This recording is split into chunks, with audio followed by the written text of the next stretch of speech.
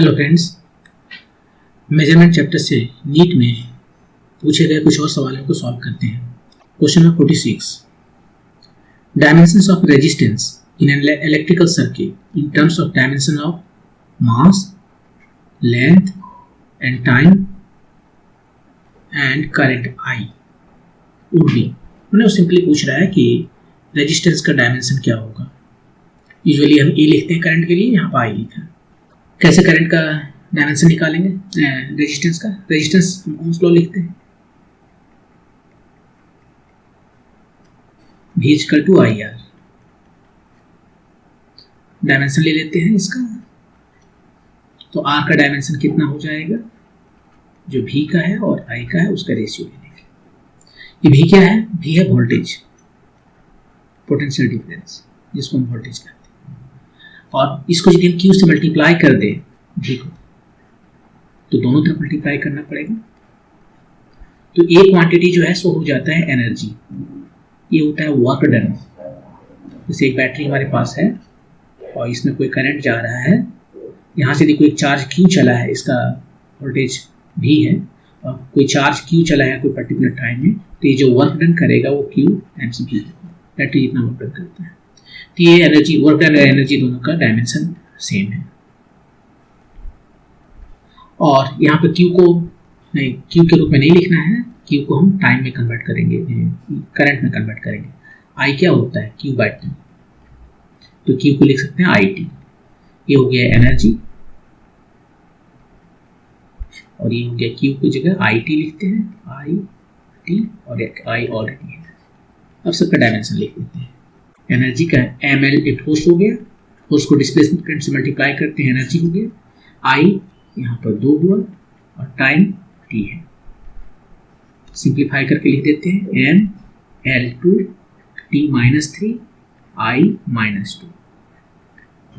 ये हो गया डायमेंशन रेजिस्टेंस का।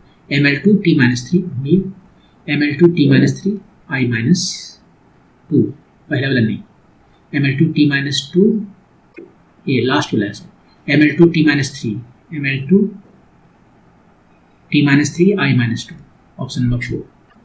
Next, which two of the following 5 physical parameters, ये 5 फिजिकल पैरामीटर दिए हुए हैं, which two of these 5 have the same dimensions? 2, 3, 2, 4, 1, 2, कौन कौन डायमेंशन है? सेम, इसका डायमेंशन सेम है। तो इसको कैसे निकालेंगे? सबका हम निकाल लेते हैं dimension. Energy density, energy density का डायमेंशन क्या है? एनर्जी डेंसिटी क्या होता है? सबको निकालते हैं। एक का जो है energy density, energy density, density मतलब per unit volume, energy density मतलब energy per unit volume, energy divided by volume. इसका मुझे डायमेंशन निकालना है।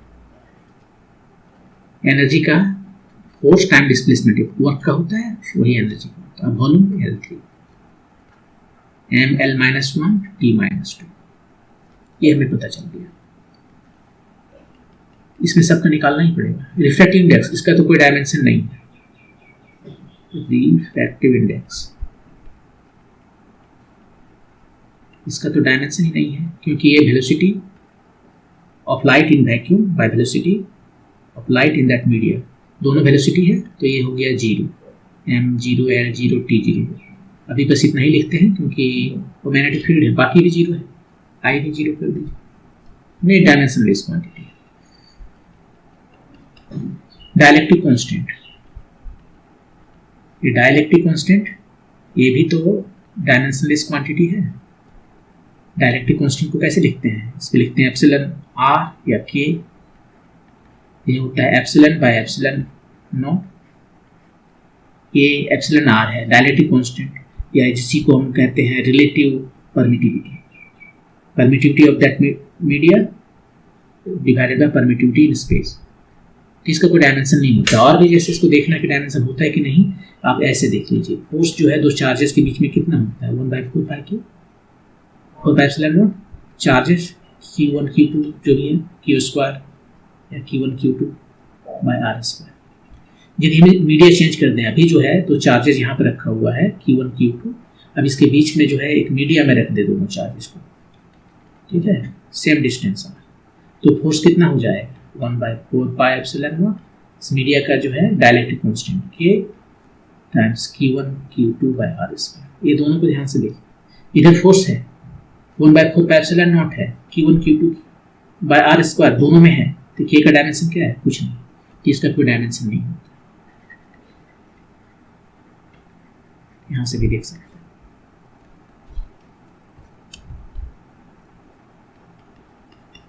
फोर्थ में क्या है? अंग्स मॉडुलस।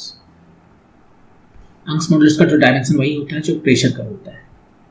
अंग्स मॉडुलस होता है स्ट्रेस बाय स्ट्रेन। स्ट्रेन का कोई डायमेंशन नहीं है। स्ट्रेस का डायमेंशन क्या है? स्ट्रेस तो फोर्स पर यूनिट एरिया है।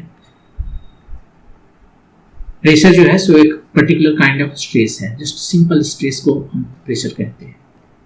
तो फोर्स बाय एरिया प्रेशर है, mL/T-2 ये फोर्स हुआ, L2, तो हमें कितना मिला? mL-1 T-2। और क्या है? एक है मैग्नेटिक फील्ड। मैग्नेटिक फील्ड का कैसे लिखें? लॉरेंज फोर्स लगाते हैं, F=QV क्रॉस B। यहां से मैग्नेटिक फील्ड का निकाल सकते हैं डायमेंशन, फोर्स का डायमेंशन डिवाइडेड बाय QV का डायमेंशन। अब Q को क्या लिख सकते हैं? IT, कहीं पे लिखते हैं इधर I=Q/T होता है, इनफैक्ट dQ/dt होता है, तो यहाँ ऑपरेटर छोड़ दे, डायमेंशन खाली लिखिए, तब जस्ट हमारे लिए Q/T चलेगा। तो Q कितना हो गया? IT। F के लिए डायमेंशन mL/T-2, Q के लिए IT और V के लिए L/T-1, ये T चला गया, M L भी चला गया, T-2 I-1, सबका हमने डायमेंशन निकाल लिया। आप चेक कीजिए कि कौन दो मैच कर रहा है। mL-1 T-2 नहीं है, mL-1 T-2, हाँ ये मैच कर गया। 1 और 4, 1 and 4, ऑप्शन नंबर 3। चूंकि आपके पास और कोई आंसर सही नहीं होगा, एक ही आंसर सही है, तो फिर आप आगे बढ़ सकते हैं, और नहीं तो फिर यहाँ पर हमारे बताने के लिए हम चेक कर लेते हैं कि कोई और मैच कर रहा है क्या। तो mL- यहाँ पर mL नहीं है, तो ये मैच नहीं किया। दूसरा का देखते हैं, ये जो सो क्या है, इसका डायमेंशन क्या है? 0, मैंने नो डायमेंशन रिफ्रैक्टिव इंडेक्स का, और डायरेक्टिव कांस्टेंट का भी नो डायमेंशन है। तो 2 और 3 हो सकता है ऐसे, क्योंकि दोनों का डायमेंशन है ही नहीं, जो 2, 3 ऑप्शन यहाँ पर नहीं है। तो एक ऑप्शन तो ये था, और दूसरा है 2 and 3, जो कि यहाँ ऑप्शन है ही नहीं। ठीक है, नेक्स्ट जो है, ये तो हो चुका है, ये अकेला है, ये मैग्नेटिक फील्ड है, इसमें करंट आया I, वो अकेला है, कहीं और है ही नहीं, तो और कोई मैच नहीं कर रहा। नेक्स्ट सवाल देखते हैं। If the dimensions of a physical quantity are given by MALBTC, then the physical quantity will be what? Pressure, if A का वैल्यू ABC का वैल्यू ऐसा है तो, या वेलोसिटी if ABC का वैल्यू ऐसा है तो। कहने का मतलब है कि प्रेशर का यदि हम प्रेशर में देखिए, इसको लिखिए MLT के फॉर्म में। प्रेशर क्या है? Force by area. फोर्स है ml, इसका डायमेंशन लिखना है ना, mL/T-2, एरिया है L2, M L-1 T-2। ABC के साथ कंपेयर कीजिए, A कितना 1, B कितना -1, C कितना -2, A1 B-1 C-2, एकदम सही हो गया। यदि ये प्रेशर है तो A को कितना होना होगा? M1, B को कितना होना होगा? -1, C को कितना होना होगा? -2। बाकी कोई मैच नहीं करेगा, एक ही आंसर सही है, तो आप आगे मूव कर सकते हैं। लेकिन यहाँ पर हम दिखाते हैं फिर वेलोसिटी को लिख सकते हैं L/T-1, राइट। M का कितना दे देंगे? 0। तो ABC क्या हो जाएगा? 0 1 -1, 0 1 -1 नहीं है, इससे करते हैं एक्सलेशन, इसको देंगे L/T-2, A इसका डायमेंशन, M कितना? 0। तो ABC क्या होना चाहिए? 0 1 -2, 0 1 -2 नहीं है, ये भी गलत। और लास्ट वाला ये फोर्स है, तो इसको क्या लिखे? ML/T-2। ABC क्या हो गया? 1 1 -2। नहीं। Next question. The dimensions of half epsilon naught E square, where epsilon naught is permittivity of free space and E is electric field, are. यहाँ पर देखिए, इसको बनाने का सबसे अच्छा तरीका ये है कि आपको ये याद रखना है कि half epsilon naught E square जो है सो एनर्जी डेंसिटी है। Half epsilon naught E square जो है वो एनर्जी डेंसिटी है।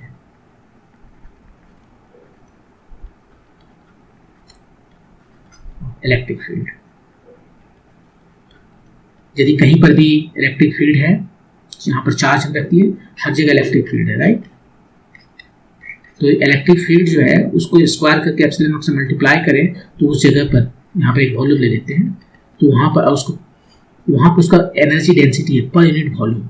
ये है एनर्जी डेंसिटी और फील्ड डेंसिटी मैंने पर unit volume, energy per unit volume है। और ऐसे ही इक्विवेलेंट है मैग्नेटिक फील्ड में। यदि कहीं पर मैग्नेटिक फील्ड है, मैग्नेट रखती है, चारों तरफ मैग्नेटिक फील्ड है, तो वहाँ पर भी हर एक जगह पर स्पेस में एनर्जी डेंसिटी है, और वो होता है, इसको हम ई से डिनोट करें तो यहाँ पर हम इसको बी से डिनोट करेंगे। ये होता है इस एक्जेक्टली सेम, यहाँ हो जाएगा बी स्क्वायर, ये हाफ तो है ही, ये एप्सिलॉन नॉट ऊपर बना होकर नीचे होता है, ये एनर्जी डेंसिटी है ये भी।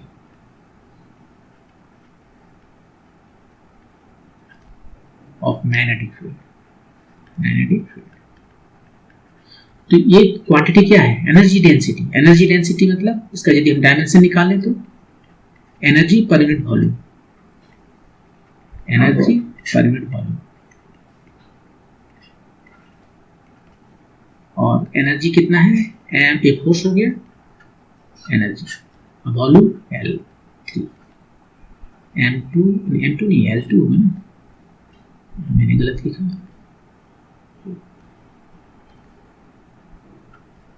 M L2 है, यहाँ L3 है, तो L-1 T-2, ML-T-2, ML-T-2, option number 2। तो इसको मैं ऐसे बना सकते हैं, लेकिन यहाँ आपको याद रखना पड़ेगा कि half epsilon naught E square energy density है ऑफ इलेक्ट्रिक फील्ड, और यदि ये B square by 2 mu naught है तो मैग्नेटिक फील्ड है, एनर्जी है मैग्नेटिक फील्ड है। ऐसा नहीं बनाना चाहते, यदि आपको ये याद नहीं है तो कैसे बनाएंगे? तो दूसरा तरीका से बनाते हैं।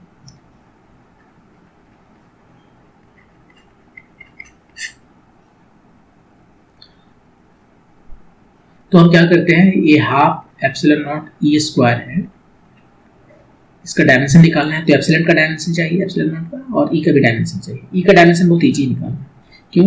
क्योंकि फोर्स किसी चार्ज पर जो लगता है इलेक्ट्रिक फील्ड में वो होता है F equal to Q times E। तो E का डायमेंशन जो है सो फोर्स और Q के टर्म में निकल जाएगा, फोर्स और Q को हम लिख सकते हैं IT, Q जो है सो IT होता है, क्योंकि I equal to Q by T होता है। यहाँ पर AT, ये तुरंत पता चल जाता है। एप्सिलॉन नॉट निकालना है तो उसके लिए क्या करते हैं, हम E देखते हैं या फोर्स देखते हैं। दो चार्ज रखा हुआ है, एक चार्ज Q1, एक चार्ज Q2, या दोनों सेम रख लेते हैं Q, इसके बीच का डिस्टेंस R है, फोर्स जो लग रहा है F equal to 1/4 pi epsilon naught Q square by R square. यहाँ से एप्सिलॉन नॉट का डायमेंशन निकल जाएगा, कितना हो गया? Q square bye FR square. इसका तो डायमेंशन नहीं होता है, डायमेंशन वाइज। तो यहाँ से अब हम जो है सो बता सकते हैं कि half epsilon naught E square का डायमेंशन क्या होगा। ये डायमेंशन एप्सिलॉन नॉट की जगह पे लिखें Q square bye FR square, और एप्सिलॉन नॉट ई स्क्वायर की जगह पे, ई की जगह पे क्या लिखें? ई की जगह पे लिखेंगे F square by Q square, F square by Q square. यहाँ इतना करने की जरूरत ही नहीं है, F इक्वल टू Q ही है, वही सब लिख रहे हैं, E equal to F by Q square. तो यहाँ से Q स्क्वायर चला गया, अच्छा है, F स्क्वायर में से एक F चला गया, तो क्या बचा है? F by R square, M L T-2 force ये L2, ml minus 1 t minus 2 exactly same किधर है, ml minus 1 t minus 2, ml minus 1 t minus 2। तो इसको ऐसे भी बना सकते हैं। Next, the dimensions of mu naught epsilon naught to the power minus half r। यहाँ पर आपको जो है याद रखना ये पड़ेगा कि ये इलेक्ट्रोमैग्नेटिक फील्ड है, वहाँ पर आपको ये याद रखना पड़ेगा कि जो वेलोसिटी होता है लाइट का उसको हम लिख सकते हैं ऐसे। और यहाँ पर जो क्वांटिटी देखिए वो क्या है, राइट साइड में यहाँ पर क्या लिखा हुआ है, पावर माइनस हाफ। ऊपर जाकर पावर माइनस हो गया और यहाँ का पावर हाफ है तो हाफ लिखिए। इसी का जो है समय डायमेंशन पूछ रहा है, इसका डायमेंशन पूछ रहा है तो उसका डायमेंशन क्या होगा, ये वेलोसिटी का डायमेंशन। सी क्या है, स्पीड ऑफ लाइट है। स्पीड ऑफ लाइट कहीं भी नहीं इन वैक्यूम। ग्लास में इसका लाइट कुछ और होता है, पानी में लाइट कुछ और होता है, कम होता है, यही सबसे ज्यादा है। इससे ज्यादा कुछ भी नहीं हो सकता है स्पीड। लाइट का स्पीड भी यही मैक्सिमम है और इससे ज्यादा स्पीड से कुछ भी नहीं चल सकता। तो इसका डायमेंशन है LT minus 1, LT minus 1 option number 3। तो ये बहुत आसानी से बन गया। आपको दो चीजें जो याद रखने के लिए है, एक तो ये C है जो आपको याद रखना चाहिए, C equal to 1 by square root over mu naught epsilon naught, permeability permittivity. और दूसरा जो रिलेशन है B और E के बीच में, B जो है सो E बाय C होता है। Magnetic field equal to electric field divided by C, ये भी यूज कर सकते हैं। तो डायमेंशन वगैरह निकालना में इजी हो जाएगा। यदि आपको ये फॉर्मूला नहीं पता है तो फिर लंबा कैलकुलेशन करना पड़ेगा, ऐसा नहीं कि आप बना नहीं सकते। हम बना के दिखा देते हैं आपको, लेकिन हम उस रेकमेंड नहीं करेंगे।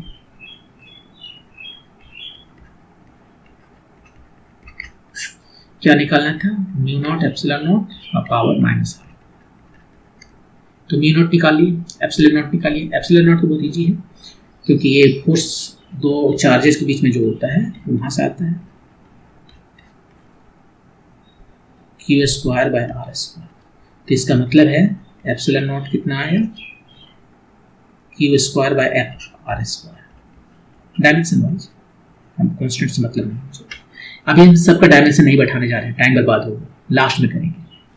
म्यू नॉट कहाँ से आएगा, म्यू नॉट आता है तो VOC वाट लॉस है कि यदि कोई वायर है करंट कैरिंग कर रहा है तो यहाँ कितना मैग्नेटिक फील्ड होगा, डिस्टेंस आपका वो देते हैं dB equal to mu 0 by 4 pi I dl plus r by r।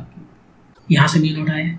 और अब B का मैग्नेटिक फील्ड चाहिए, तो B के मैग्नेटिक फील्ड के लिए आप या तो QV cross B Lorentz force use कीजिए या IL क्रॉस B। IL भी डायमेंशनली सबसे आएंगे यहाँ पर, IL क्रॉस B कोई भी यूज कर लीजिए जो आपको मर्जी है। तो हम यूज करते हैं ये वाला, B कितना हो गया, F by QB, F by QB। ये म्यू नॉट है, डायमेंशन है तो कॉन्स्टेंट भूल जाते हैं। I dl इसका L हुआ, R L ए लेंथ है, ये भी लेंथ है, डिस्टेंस है, ये L क्यूब है। अब यहाँ से म्यू नॉट का जो डायमेंशन है वो निकल गया, ये दो तो चला गया, एक बचा यहाँ पर F by Q I V, ये हुआ और इधर से बच गया L। इसको थोड़ा सिंप्लीफाई कर लेते हैं, ये कितना था, Q square by F R square, ठीक है। मल्टीप्लाई कर लेते हैं, म्यू नॉट एप्सिलॉन नॉट पहले निकालते हैं फिर पावर माइनस हाफ करें। म्यू नॉट हो गया F by Q I V times L और एप्सिलॉन नॉट यहाँ से आया है Q square by F R square, Q square by F R square. F चला गया, डायमेंशन है ये, एक तो Q भी चला गया।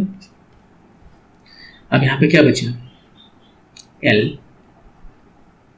यहाँ पर I है, I को क्या लिखें, Q बाई T कर दें, Q, ये को Q गया है ना, Q स्क्वायर है, तो देखिए कितना टाइम खा रहा है,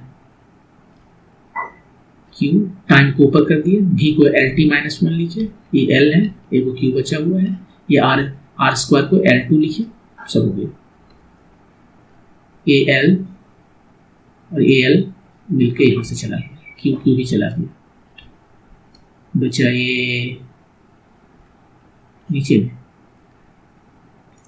या उसको ऊपर ही रहने देते हैं। एक L का मिसिंग है कहीं पर, एक L यहाँ था, एक L था, यहाँ L स्क्वायर, ये L कहाँ से आया? ये L तो ऑलरेडी लिख चुके थे, ये L ऑलरेडी लिख चुके थे। F तो कट गया, ये L यहाँ पर लिखे हैं, I की जगह पे Q/T लिखे, V की जगह पे LT माइनस 1 लिखे, एक Q बचा था सो लिखे, R स्क्वायर लिखे, R स्क्वायर का डायमेंशन L2 लिखे। अब देखिए क्या हो रहा है,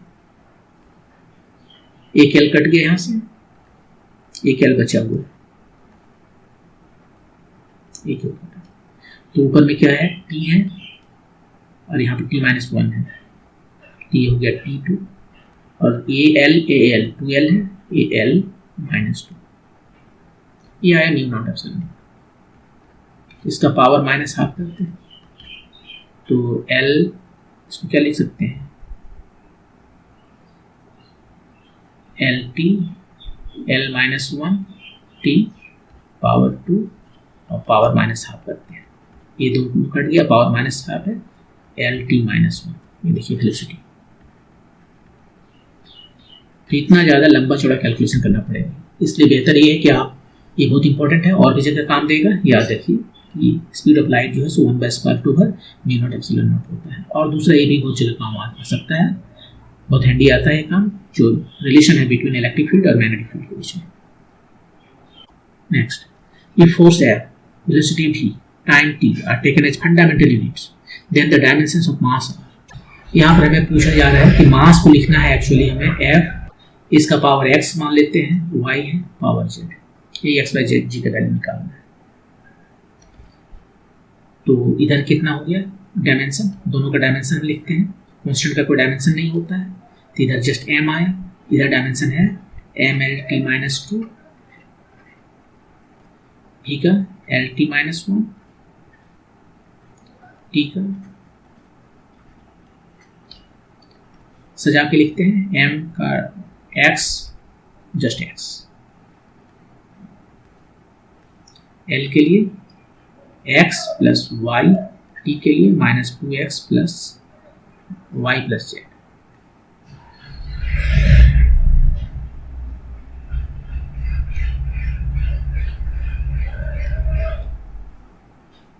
अब इक्वेट करते हैं दोनों तरफ जो डायमेंशंस है MLT का,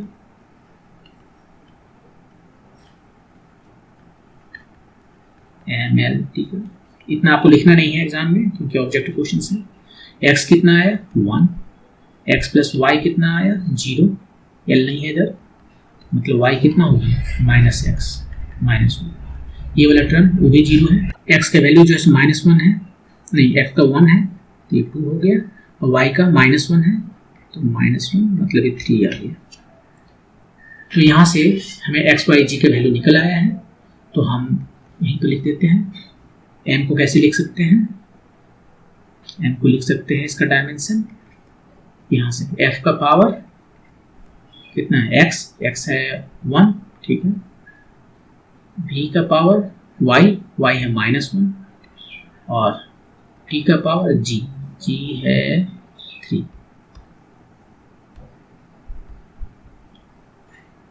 3। तो कहीं नहीं है, थोड़ा गलत हुआ है, यहाँ पर गलत है थोड़ा, ये देखिए t का जो पावर लिख रहे थे माइनस 2x माइनस 1,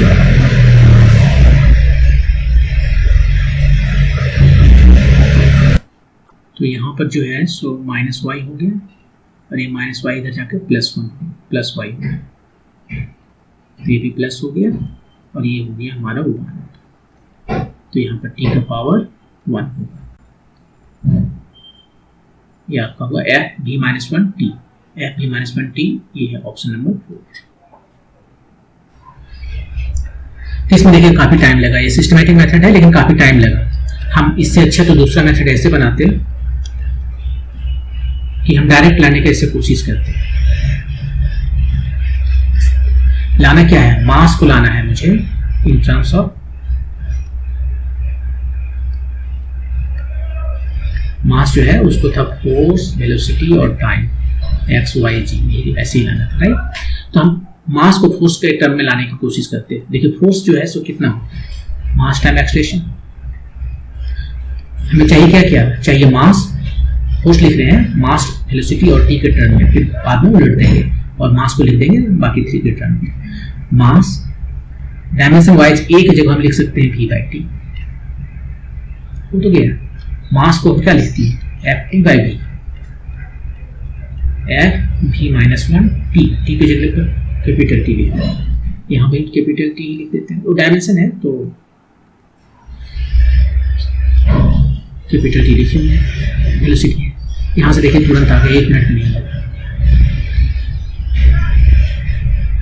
और नहीं तो आप ये कर सकते हैं कि ऑप्शन वाइज आप जाइए और इसका सबका डायमेंशन रख के बैठाते जाइए और देखिए किसमें मास आ रहा है, ऐसे वैसे भी आप इसको बना सकते हैं। Next, if energy E, V, velocity, time T are chosen as fundamental quantity, the dimensional formula of surface tension. यहाँ पर सरफेस टेंशन की बात कर रहा है। सरफेस टेंशन एक बार बता दें आपको कि ये जो सरफेस टेंशन ऐसे डिनोट करते हैं वो होता है फोर्स पर यूनिट लेंथ।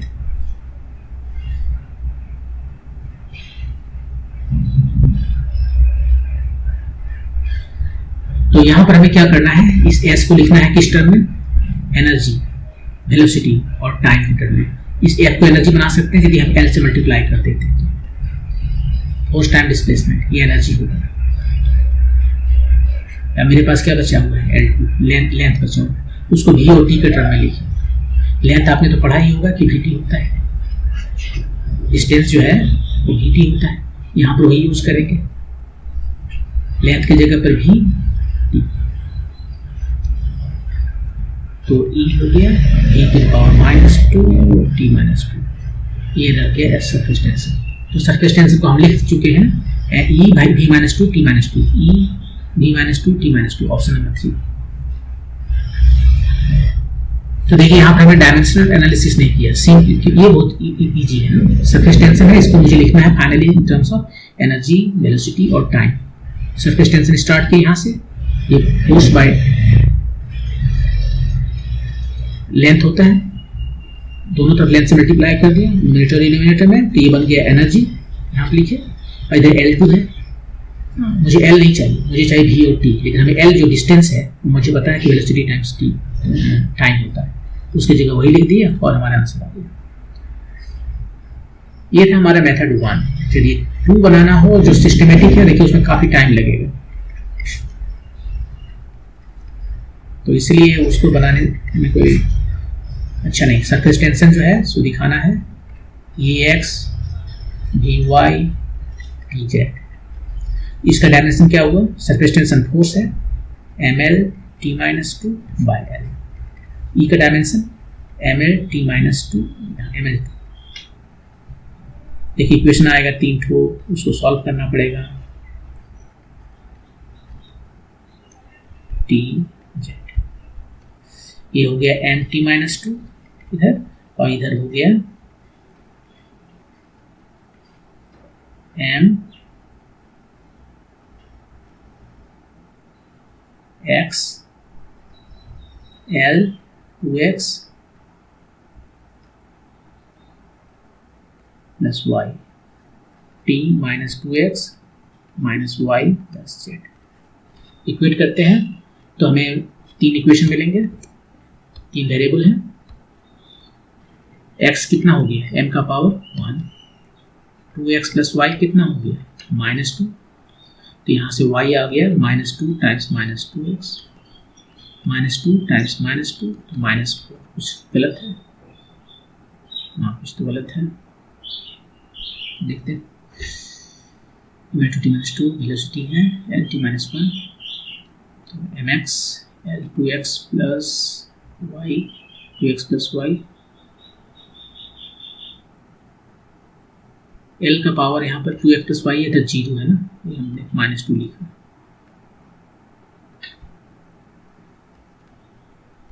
ये 0 है। तो यहाँ से y इक्वल टू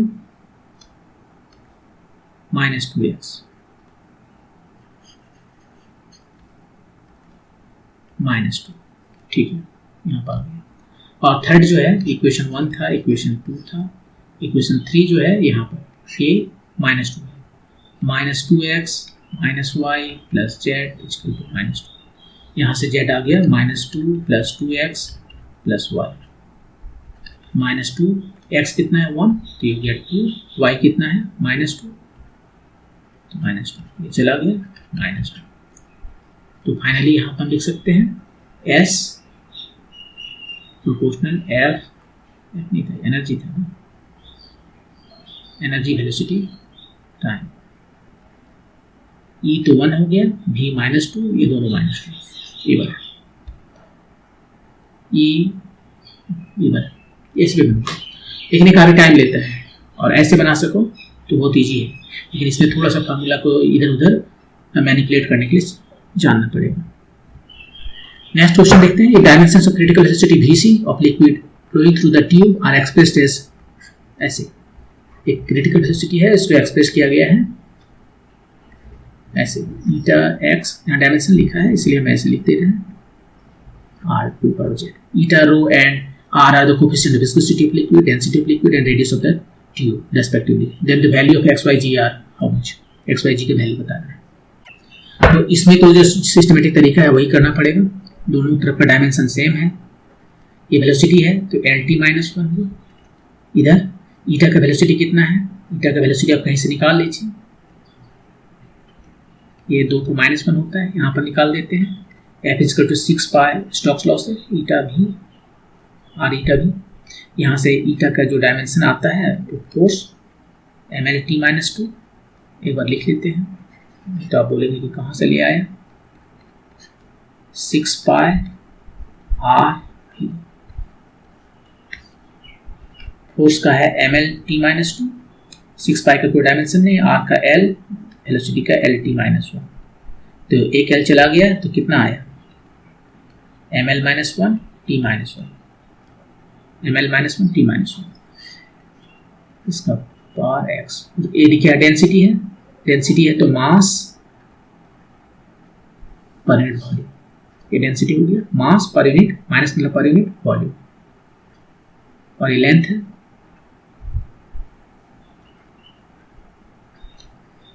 सजा के लिखते हैं mx, l की जगह हुआ -x -3y + z, और t की जगह हुआ -x और कुछ नहीं, इधर है m0 l t-1, x कितना हो गया 0,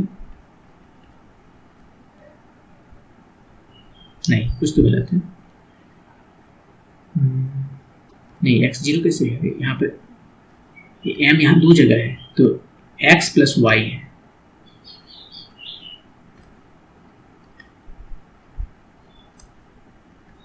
m का पावर यहाँ पे देख रहे हैं x है और ये और जगह है यहाँ y है, ठीक है, तो ये x0 नहीं हुआ, ये क्या हुआ, यहाँ से स्टार्ट करें, यहाँ t का पावर कितना है -1 और यहाँ t का पावर कितना है -x, -x = -1, इसका फायदा ये हुआ कि एक क्वांटिटी हमें तुरंत मिल चुका है, x = 1। अब m का देखें, x + y इधर 0, तो y कितना हो गया -x मतलब -1, y भी हमें मिल चुका है -1, और z यहाँ से l से देखते हैं, ये कितना है -x -3y, -x -3y + z, l का पावर यहाँ 1 है, z यहाँ से आ जाएगा 1 + x + 3y, 1 x कितना था 1, y कितना था -1, तो तीनों का वैल्यू हमें पता चल गया, x जो है सो 1 हुआ, y जो है सो -1 हुआ, और ये जो z है अभी भी आया वो हुआ -1, 1 -1 -1, 1 -1 -1, ऑप्शन नंबर 1। तो इसमें आप ज़्यादा कुछ नहीं कर सकते, जो सिस्टमेटिक तरीका है उसको यूज करना पड़ेगा, और 3 इक्वेशन आएंगे उसको सॉल्व करके x, y, g के वैल्यू बताना पड़ेगा। Next question, a physical quantity of the dimensions of length that can be found out of C G and A square by 4 pi epsilon naught, जहाँ C जो है so velocity of light है in vacuum, और जी जो है वो gravitational constant है जो ग्रेविटेशन में आता है, और ई स्क्वायर बाय ई जो है इलेक्ट्रॉनिक चार्ज है। तो हमें क्या निकालना है, लेंथ किस टर्म में आएगा। देखिए इसमें क्या करते हैं, पहले हम जी का डायमेंशन हम नॉकआउट मेथड यूज करेंगे, एक एक करके चेक कर लेंगे। तो ग्रेविटेशन का फॉर्मूला यदि हम यूज करते हैं जी एम स्क्वायर, मान लीजिए दोनों मास सेम है, बाय आर स्क्वायर, तो जी कितना है F R square by M square, और एक ये है जो हमारा काम की चीज है, अभी जी यहाँ पर रखना पड़ेगा, और E square by 4 pi epsilon naught, ये भी फोर्स है, इलेक्ट्रिक फोर्स है, 1/4 pi epsilon naught E square by R square. तो यहाँ से हम जो है ये E square by 4 pi epsilon naught जो है उसको लिख सकते हैं एफ आर स्क्वायर, ये मेरे काम का है। अब सारे ऑप्शंस में एक एक करके हम रखते हैं और देखते हैं कि कौन सा ऑप्शन सही है। तो ऑप्शन नंबर 1 चलते हैं, ये रहा ऑप्शन नंबर 1, क्या है 1/c स्क्वायर है, पहले उसको रहने देते हैं 1/c स्क्वायर, और ये g है जी ई स्क्वायर बाय 4 पाई, हम वही लिख लिए एक बार, पावर हाफ, ठीक है, वैल्यू रखते हैं 1/c स्क्वायर, जी की जगह पे क्या लिखेंगे F R square by M square, F R square by M square, और ई की जगह पे क्या लिखेंगे, ये है F R square power half.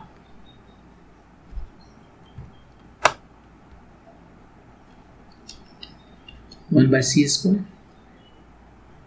यहाँ हुआ F square R square M square, और सबका पावर हाफ है, मतलब 1/c square F R by M.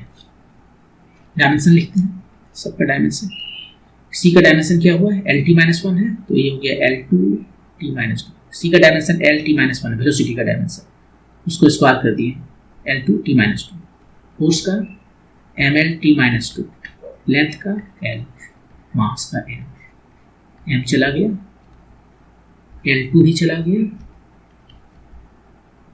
T-2 भी चला गया, मतलब कुछ भी नहीं बचा, ये डायमेंशनलेस क्वांटिटी है। नहीं, थोड़ा सा मिस्टेक है ना, यहाँ आर स्क्वायर है, यहाँ आर स्क्वायर है, तो आर टू द पावर 4 हो गया ये, तो ये आर स्क्वायर, ये स्क्वायर रूट ली, तो आर स्क्वायर का मतलब ये L2 है, तो एक L बचा हुआ है अभी,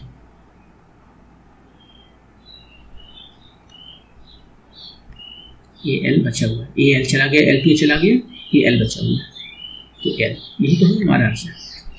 वो लेंथ ही तो पूछ रहा था कि लेंथ को कैसे एक्सप्रेस कर सकते हैं, बाकी में भी आप रख के देखेंगे तो नहीं आएगा, क्योंकि आंसर आ गया, मुझे और बताने की जरूरत नहीं है, लेकिन यही दोनों को यूज करके एक ए और एक ए आप जो है सो देख सकते हैं कि कोई भी आंसर नहीं आया। तो ये सबसे आसान तरीका है। वैसे यदि आप सिस्टमेटिक मेथड से बनाना चाहें तो उससे भी बना सकते हैं।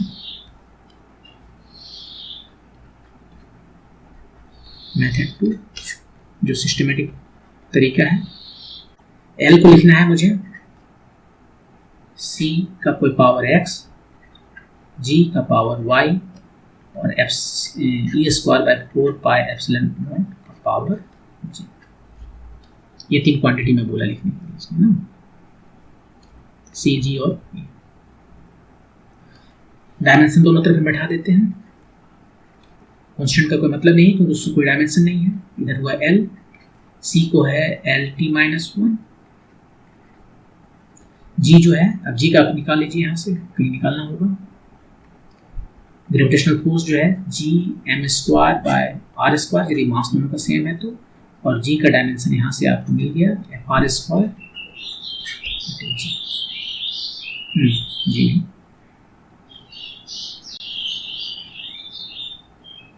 एम स्क्वायर, एफ क्या हो गया ML-T-2 are square L2 m square M2, एक m चला गया, M-1 L3T-2, M-1 L3T-2, अभी इसका देखते हैं ये क्या आता है। ये इलेक्ट्रिक फोर्स में आता है, equal to A square by 4 pi epsilon naught 1 by R square. तो यहाँ पर कितना हो गया, A square by 4 pi epsilon naught F R square, और F R square M L T minus 2 है, एल 2 यहाँ पर आ गया M L 3 T minus 2, M L 3 T minus 2 power जी। आप सिंप्लीफाई करते हैं, m का power minus Y plus Z, l का x, यहाँ पर 3y, यहाँ पर 3z, और t का यहाँ माइनस x, यहाँ माइनस 2y, यहाँ माइनस 2g। अब जो है सो इक्वेट करते हैं, माइनस वाई प्लस जी कितना होगा, m का इधर कोई पावर नहीं है, 0, question number 1। x plus 3y plus 3g कितना होगा, l ये 1 हो गया, क्वेश्चन नंबर 2। और ये minus x minus 2y minus 2z इसको 2g, क्वेश्चन नंबर 3। ये तीनों को सॉल्व करके हमें एक्स वाई जी का वैल्यू बताना है। 2 और 3 को ऐड कर दें तो ये x चला गया, ये बच गया y और ये बच गया z इक्वल टू 1। इसको इक्वेशन 4 कहते हैं। 2 3 से तो इक्वेशन 4 मिला, 1 और 4 से हम सॉल्व करते हैं। तो y plus Z is equal to 0। यहाँ पर जो है सो y इक्वल टू जेड है सिंपली।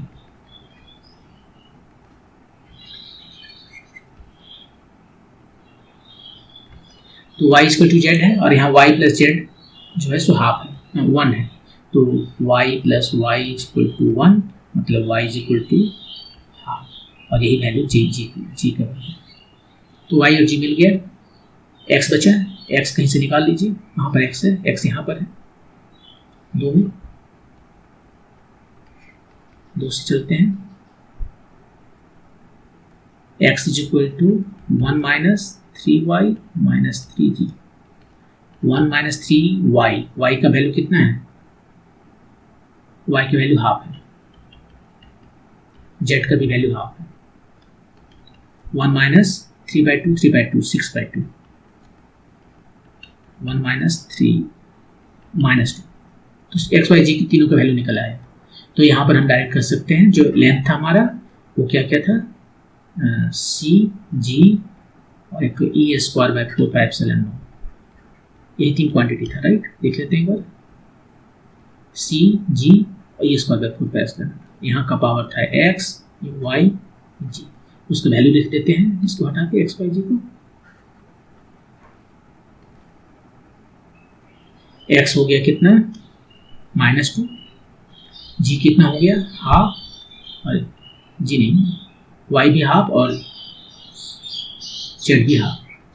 तो इसको लिख सकते हैं ऐसे 1/c², और ये पावर देखिए दोनों का हाफ है, तो हम लिख सकते हैं एक साथ में g² by 4 pi epsilon not.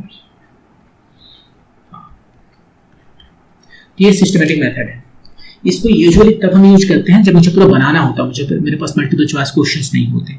जब मल्टीपल चॉइस क्वेश्चंस हैं तो हम क्यों ना उसको नॉकआउट मेथड यूज करें, 1 बाय 1 उसको रूल आउट कर लें। आप इसको ऐसे भी बना सकते थे,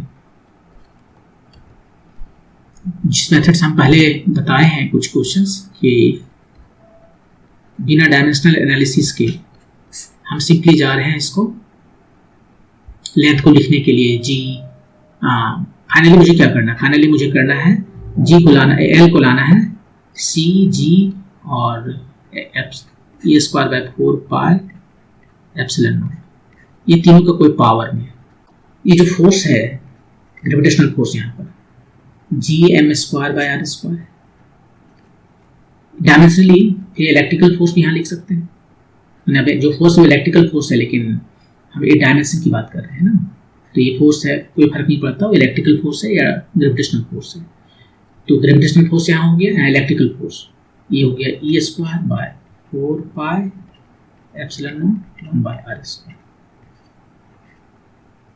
और ये दोनों को यदि हम देखें ध्यान से तो ये r² चला गया, तो क्या बचा Gm² इधर और इधर बचा E²/4πε0। तो यहां से हमें जो है m का डायमेंशन जो आया E²/G4πε0 पावर हाफ, ये m का डायमेंशन आया। इस m के डायमेंशन को हम यूज करेंगे लेंथ निकालने में। अब जो से लेंथ हमें निकालना है, तो देखिए लेंथ कैसे निकालते हैं। हमें चाहिए length in terms of A quantity E²/4πε0 G और C। अब यहाँ पर हम क्या करते हैं, एक ठो कोई ले लेते हैं फोर्स वाला क्वांटिटी, यहाँ दो ठो है ना, ये वाला लेते हैं। Force equal to E²/4πε0 1/r²। अब फोर्स को डायमेंशन है ना दोनों का सेम। अब इसको क्या लिख सकते हैं, इसको लिख सकते हैं mLT-2 तो लिख सकते हैं। और L हमें चाहिए, M हमें पता है, यहाँ पर ये डायमेंशन है का, ये हमें पता है। हम यहाँ पर इंटरचेंज कर रहे हैं स्मॉल m कैपिटल M, तो क्योंकि सबका हम डायमेंशन केवल ट्रीट कर रहे हैं। चाहे इसको बढ़िया ढंग से लिखना है सजा कर, तो ऐसे लिखते हैं m का डायमेंशन, L का डायमेंशन T-2 और इधर जो है E² जो भी है हम लिख देते हैं 4πε0 1/r²। m का वैल्यू सब्स्टिट्यूट करते हैं, यहाँ से कितना है E²/4πε0 G भी है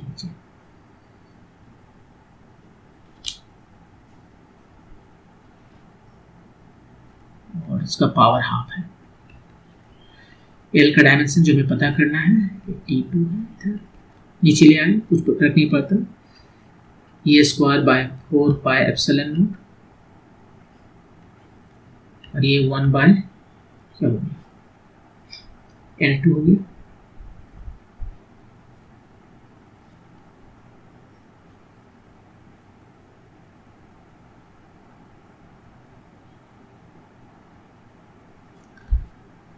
ठीक है, अब इसको हम ये देखिए क्वांटिटी दोनों सेम है। यहाँ जी नहीं है क्या? हाँ यहाँ जी नहीं है, ठीक है।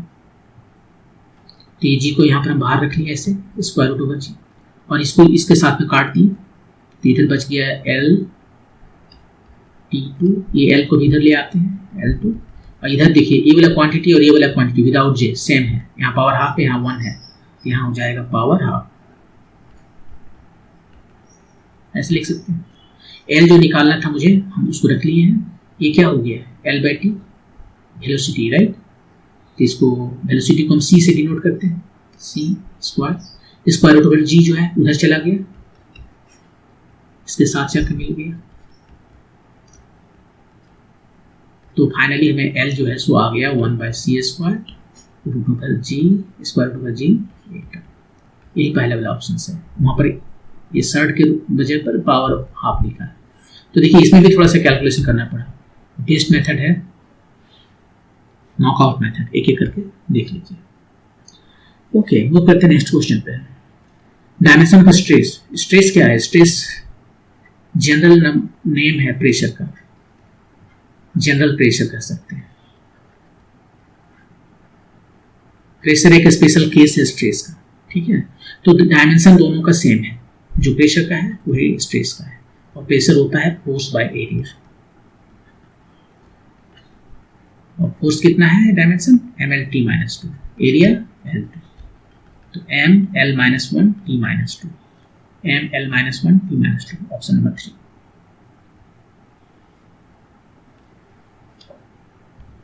Next, if E and G are respectively denote energy and gravitational constant, then E/G has the dimension of किसका?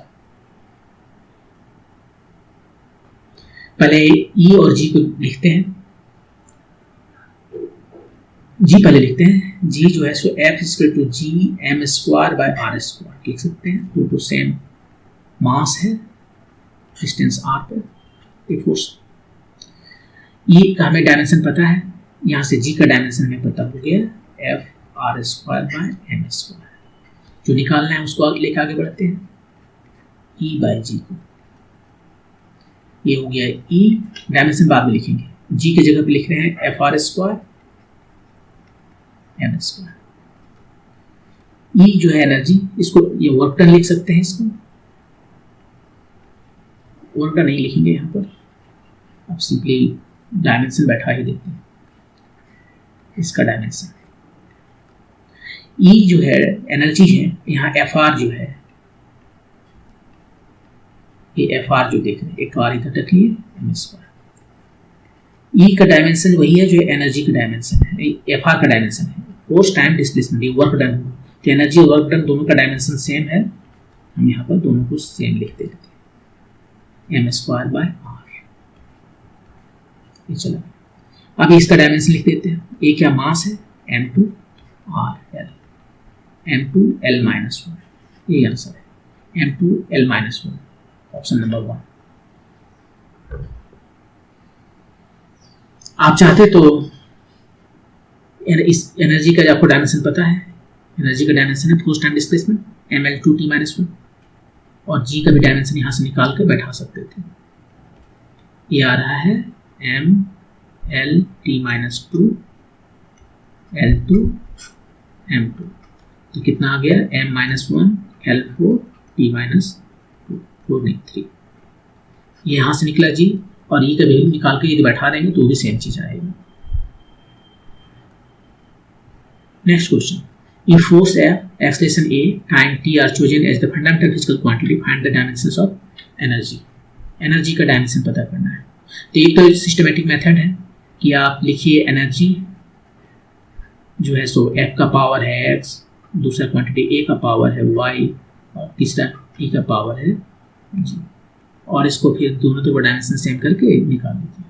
टाइम लगेगा थोड़ा सा, क्योंकि 3 इक्वेशन आएंगे, सॉल्व करने पड़ेंगे, तो टाइम खाएगा।